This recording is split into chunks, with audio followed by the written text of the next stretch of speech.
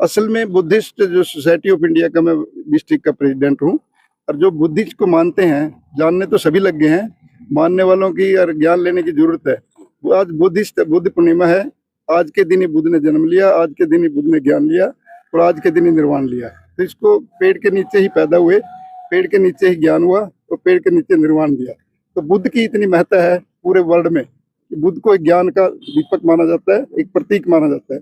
जितने भी लोग बुद्धिस्ट हैं वो असल में आज तक भी बुद्ध को नहीं समझ पाए हैं। बाबा साहब डॉक्टर अम्बेडकर जैसा महाज्ञानी, भारत रत्न जिन्हों मिला है, जिनको विश्व का सूर्य ज्ञानी कहा जाता है, उनके सोचते हुए बुद्ध धर्म को मान्यता मिलने लगी है। अभी काफी लोग जो विद्वान लोग हैं बुद्ध धर्म की आ रहे हैं। तो आप सबको हम मंगल कामनाएं, शुभकामनाएं, और खासकर आपका कुरुक्षेत्र दर्पण जो है इसमें इतना ज्यादा रुचि ले रहे हैं, हम उनके दर्शकों को उनको धन्यवाद करते हैं। जैसे यहाँ पे बुद्ध का स्तूप है जी, तो ये बुद्ध यहाँ पे आए थे, ये कैसे बनाए जाते हैं? इसको लेके थोड़ी जानकारी दी। इसके बारे में बताते हैं। ये जो आपका यहाँ पर ब्रह्म सरोवर है, इसका नाम पहले ब्रह्म सरोवर नहीं, ये एक झील थी, अनहोता झील थी।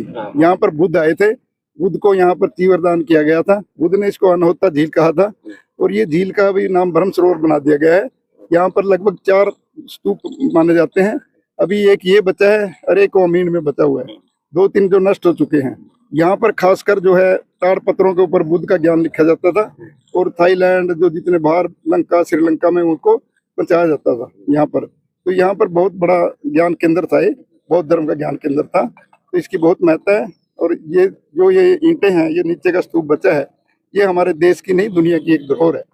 तो हमारी आप लोग सबको शुभकामनाएं। तो एक चीज होता है कि जहाँ बुद्ध जाते थे, मैंने ऐसा सुना है कि वो अपने बाल या नाखून वहाँ वो रख देते थे, उसके ऊपर स्तूप जो बनाया जाता था, ऐसे भी? नहीं, ऐसा कुछ नहीं था। बुद्ध कभी भी किसी को बनाने के लिए नहीं कहते थे, लेकिन जहाँ जिसको कोई निशानी मिल जाती थी, जो एक आम मानव है वो कुछ निशानी रखना चाहता है। बुद्ध को मूर्ति पूजक नहीं थे, लेकिन उनके जहाँ भी कोई बाल उतारे जाते थे या नाखून था तो लोग उसको एक पवित्र समझते थे। इसलिए इसकी हमारे लिए एक एक ईंट भी जो है इस स्तूप की, हमारे लिए भी वो पवित्र है। उसके लिए उनको छोटे छोटे स्तूप बनाए जाते थे और कुछ ही महान ज्ञानी, महान भिक्षु, महान के नाम से या बुद्ध के कोई निशानी के ऊपर बड़े बड़े स्तूप बनाए जाते थे, जो आज भी मौजूद हैं। और हरियाणा जो है एक प्रकार का बौद्ध क्षेत्र रहा है यमुना के इस पार, और ये सारा बौद्ध हरियाणा जो एक बौद्ध क्षेत्र था। और हर्षवर्धन भी बौद्धिस्ट राजा था यहाँ का, हर्षवर्धन बौद्धिस्ट राजा था, इसलिए भी ये इसको थानेश्वर के नाम से मशहूर था। ये हमारा थानेश्वर था जिसको आजकल कुरुक्षेत्र का नाम दे दिया गया है। तो ये थानेश्वर जो है बौद्धों की धरती है, बौद्ध स्तूप यहाँ की धरोहर है। और हर्षवर्धन यहाँ का बौद्ध राजा था, सम्राट राजा था। तो जितने भी सम्राट हुए हैं बुद्धिस्ट ही हुए हैं, चाहे अशोक महान हुआ, हर्षवर्धन हुआ, कोई भी ऐसे छोटे मोटे राजा हुए, लेकिन सम्राट सिर्फ बुद्धिस्ट ही हुए।